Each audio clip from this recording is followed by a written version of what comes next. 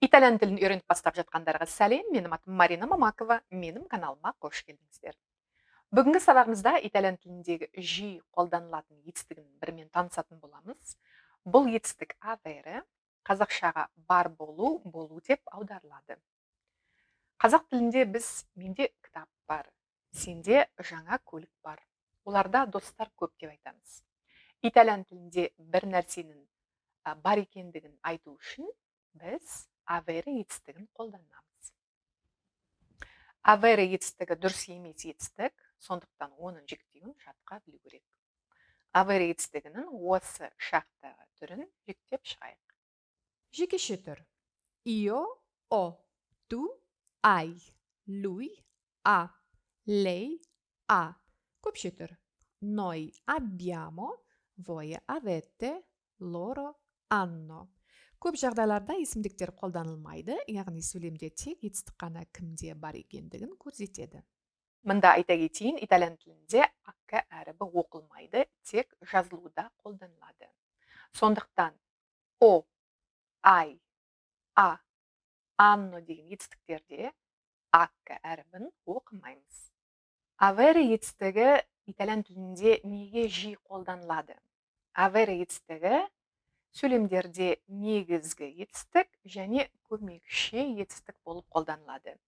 Негізгі етістік ретінде мысал келтірейін. О, una камера нова. Менде жаңа бөлме бар. Hai una bella scrittura. Сенде әдемі жазу бар. Бірақ қазақша біз өтіп айтпаймыз. Біз былай деп айтамыз. Сенің жазуың әдемі екен. Avere етістігі көптеген қалыптасқан сөйлемшілерде қолданылады. Мысалы, avere fame, аш болу. O fame. Мен ашпын, менің қарным ашып тұр.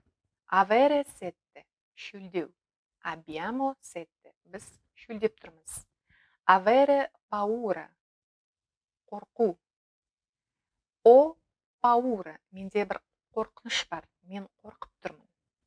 Сондай-ақ avere етістігін жасты көрсету үшін қолданылады. Мысалы, lui ha 20 anni, ода 20 жас бар. Яғни, ол 20-да. Тағы да avere етістігін бір нәрсеңіз алып тұрған кезде қолданылады. Avere mal di qualcosa. Мысалы үшін, менің басым ауырып тұр деп қалай айтамыз. O mal di testa. Болымсыз сөйлемдерде avere етістігінің алдына non'ды қоямыз. Мысалы, non ho una macchina. Менде көлік жоқ. Non hanno una casa. Оларда үй жоқ. Сұраулы сөйлемдерде интонация арқылы көрсетеміз. Мысалы, hai una macchina. Сенде көлік бар ма? Hanno una casa. Оларда үй бар ма? Ал енді мен сіздермен қоштасамын. Егер де сізге бұл сабақ ұнаса, лайк басуды және менің каналыма тіркелуге ұмытпаңыздар. Баршаңызға рахмет. Чао-чао.